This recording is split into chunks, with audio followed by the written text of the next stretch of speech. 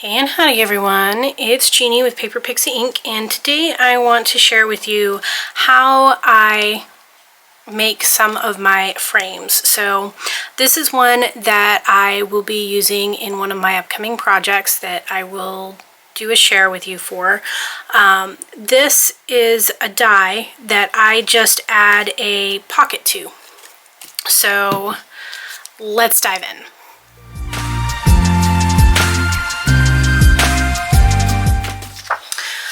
Okay, so to make this frame, I use the ornamental rectangle frame from Dress My Craft. This is a very pretty decorative frame. It does give a decent size kind of like photo frame that you can use in like smaller albums like 6x6s or even 8x8s. So I'm going to go ahead and die cut one of these. I'm going to use black cardstock. I've done these in a variety of colors, using a variety of dyes like this.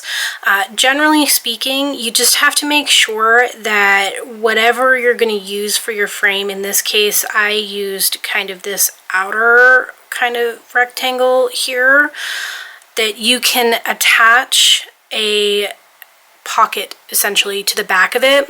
In this case I just used 1/8 inch tabs and it works quite well. So I'm going to go ahead and die cut that, and I'm just going to use my Sizzix Big Shot switch. I have the cherry blossom one from scrapbook.com because I love my pink. So I'm just going to go ahead and poke out all the extra pieces because you don't want to leave these on here.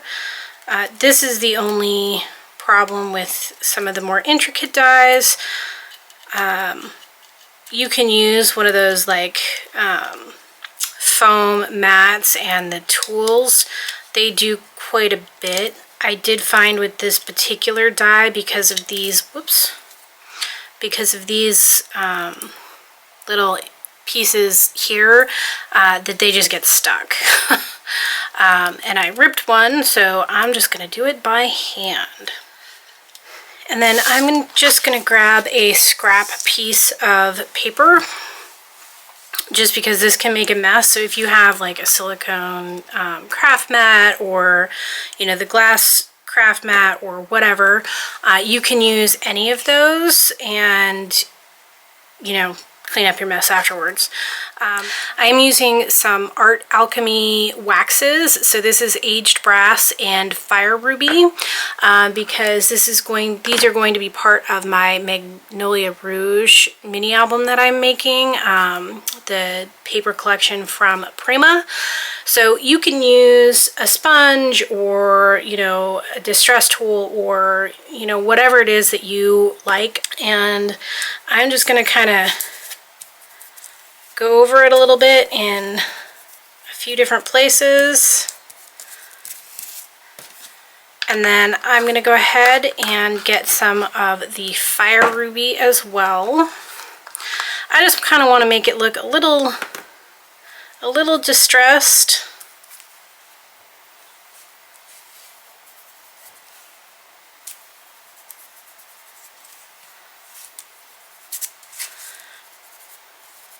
Without adding too much color. I still want the black kind of there. So there I have my frame. I'm just going to fold this over just so that I kind of have a clean surface.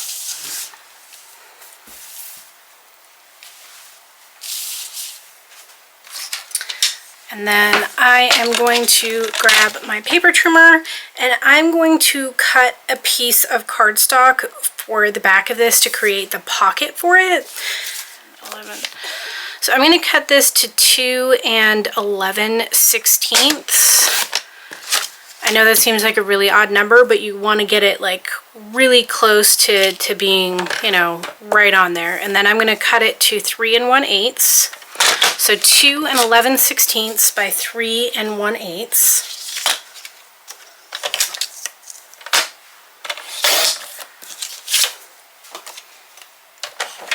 And then I'm going to score this. So I'm going to score on 3 sides, so on the 2 long sides and 1 of the short sides. And I am going to score it at 1/8 of an inch on all of those sides. So 1/8, 1/8, and 1/8. And you want to make sure that you get a good score on that, because folding at the 1/8 of an inch is a little bit more challenging. I'm just going to grab my scissors and I'm going to cut off those 2 corners where your score lines meet. And then I'm going to fold on all of those score lines. And you want to make sure you get a nice even fold on those. And then I'm going to grab my bone folder and I'm going to make sure I press those down really well.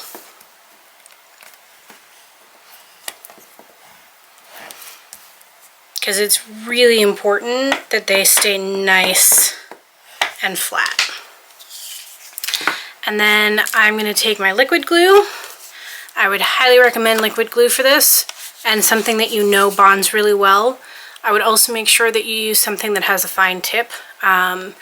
The Barely Art Glue works really, really well for this, as does the Art Glitter Glue, as long as you use the appropriate tips. Because what you want to do is you want to make sure that you get a good bead of glue on there, but really fine.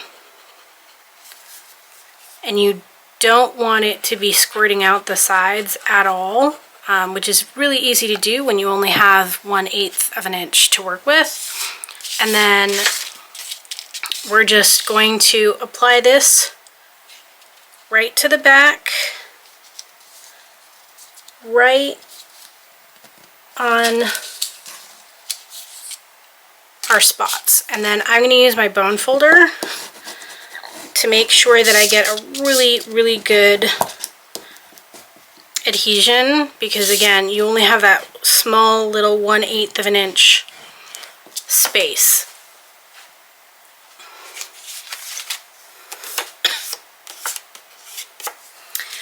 And then once you're done, you will have this cute little frame that you will be able to use for photos, or, you know, anything else that you want to, you know, frame. So I hope you guys enjoyed today's tutorial. Again, these will be in one of my new projects that I will be sharing hopefully sometime soon. So I hope you guys enjoyed it, and as always, if you are interested in seeing more, please don't forget to like and subscribe. Thanks everyone.